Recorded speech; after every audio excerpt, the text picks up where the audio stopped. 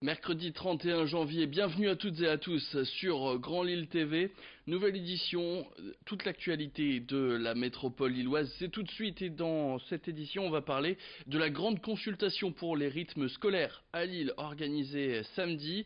Les parents d'élèves vont devoir inscrire sur le bulletin s'ils préfèrent que leurs enfants soient scolarisés 4 jours ou 4 jours et demi dès la rentrée prochaine. Les parents qui auront choisi la deuxième option pourront aussi se prononcer sur leur préférence de cette cinquième matinée, à savoir le mercredi ou le samedi. Alors cette consultation, c'est aussi un soulagement pour les parents qui essayent de se faire entendre depuis 2013 et le début de cette question sensible, à l'image de l'association des parents lillois. Les membres de cet asso n'ont pas forcément tous le même avis sur la question, mais ils pensent que le samedi est mort et que le rythme qui a été imposé depuis 2013 ne dégoûte les parents d'une semaine à 4 jours et demi, selon leurs mots.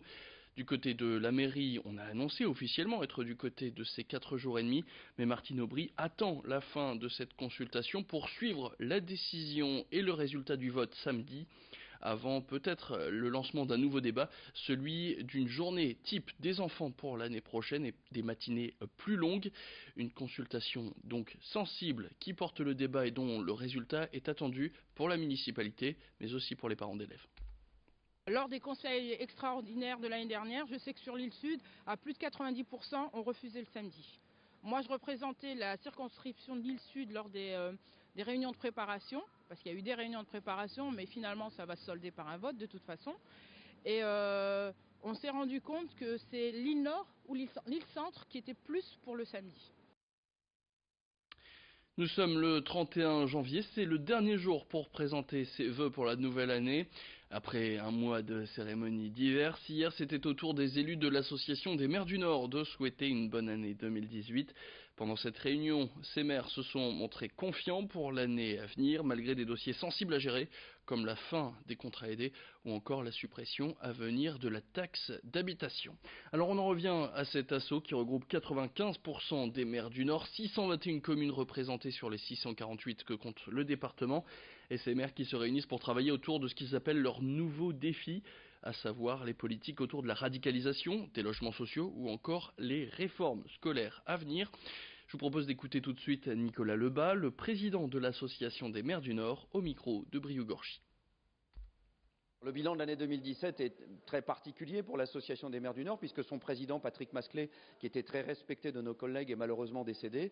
Et avec quelques collègues, nous avons souhaité, à la rentrée 2017, relever le gant pour porter le flambeau de l'Association des maires du Nord, dans un contexte où il y a eu beaucoup de changements politiques. Et nous sommes très vigilants sur les annonces formulées par le gouvernement, notamment à l'égard des moyens, puisque c'est ce qui est essentiel pour conduire nos politiques dans les territoires. Nous ne voulons pas de baisse de dotation comme nous l'avons connu avec le précédent gouvernement.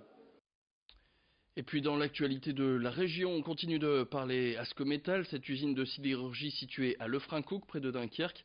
Vous le savez, le tribunal de grande instance de Strasbourg a choisi l'offre de reprise du groupe suisse Schmolz et Bickenbach, alors que les syndicats, eux, préféraient celle formulée par le groupe indien anglais le Liberty House.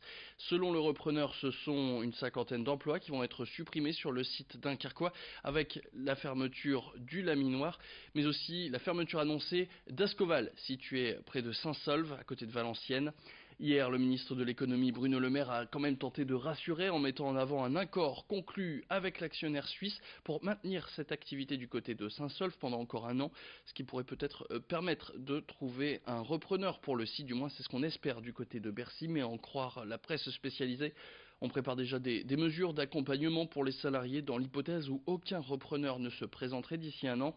Une histoire de repreneur auquel ne croit ni Xavier Bertrand, le président des Hauts-de-France, ni même Philippe Aymeri, le chef de file du groupe Front National à la région et élu dunkerquois, qui était hier sur ce plateau. Il répondait aux questions d'Adrien Lannoy sur le sujet.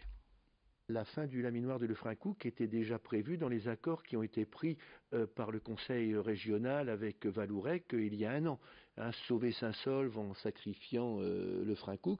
Aujourd'hui, ce qui apparaît, c'est que par manque d'approche collective du problème. Je le dis parce que au Conseil régional, l'approche a été uniquement Hauts-de-France, alors qu'il fallait avoir une approche liée avec les régions Grand Est, PACA et l'État.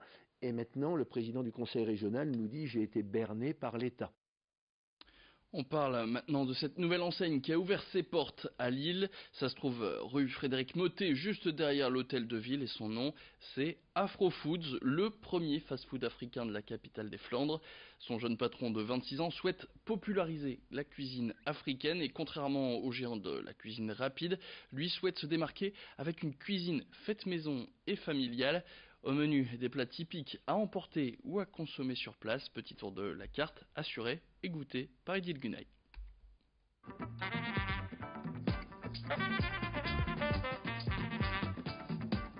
De la cuisine traditionnelle africaine servie en quelques minutes, c'est l'idée de l'Almas Camara, à l'initiative du tout premier fast-food africain à Lille. Ici, la clientèle pressée trouve les principales spécialités de l'Afrique de l'Ouest. Le yassa, les pastels, les typiques bananes plantains, sans oublier l'incontournable mafé. Le mafé, c'est une sauce faite à base de beurre de cacahuète, plus du bœuf. La deuxième sauce, c'est le tchèb. C'est un plat qui vient du Sénégal. C'est du riz qui cuit dans la sauce, en fait, avec des légumes, de la carotte, du chou, de l'aubergine et des courgettes. On a les boissons aussi qu'on fait maison. Le bissap, qui est fait à base de fleurs d'hibiscus, avec un tout petit peu de sucre, et le jus de gingembre. Les desserts aussi sont faits maison, qu'on appelle chez nous du hamza. C'est fait à base de perles de pâte, de la crème fraîche et du fromage blanc. Un fast-food, oui, mais des spécialités qui ont mijoté pendant plusieurs heures, comme à la maison, avec les épices et le piment cuisinés séparément pour préserver les palais les moins expérimentés. Et pour la préparation des plats, l'Almas Camara a décidé de travailler en famille. Il y a une seule personne qui fait la cuisine dans ce fast-food, en fait, c'est ma tante qui vient faire à manger, ce qui nous permet de garder le même goût sur toutes nos trois sauces. Il y a une seule cuisine, une seule cuisinière qui garde le même goût, qui garde la même saveur sur tous nos plats et qui vont aller dans tous les prochains restaurants quand ça arrivera. Du coup, ce côté familial, c'est ma tante qui reste là, qui travaille avec moi. Et puis voilà, on reste en famille, on reste entre amis. Surtout, ce qui compte, c'est que voilà, on fait quelque chose que les gens aiment. Et puis bon, nous, on s'amuse ensemble aussi. À Lille, la cuisine africaine se savoure désormais sur le pouce et promet de vous faire voyager. C'est la fin de cette édition en musique. Bonne journée à toutes et à tous sur Grand Lille TV.